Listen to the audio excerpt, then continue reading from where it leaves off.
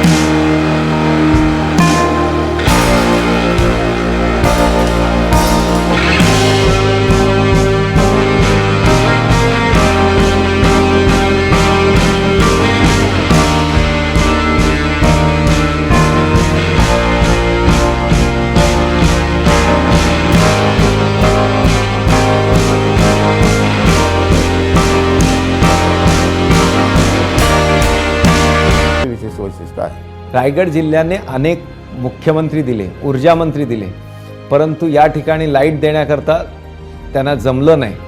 कारणं अनेक असतील, परंतु या मुख्यमंत्र्यांनी आणि ऊर्जा मंत्र्यांनी घारापुरीला लाईट दिले. त्याच्यामुळे अनेक दिवसाचा, अनेक शतकांचा अंधकार दूर केला. या प्रकल्पामध्ये महाराष्ट्र शासन, महावितरण, MMRDA व महाराष्ट्र पर्यटन विकास महामंडळ यांचा आमूलाग्र सहभाग आहे.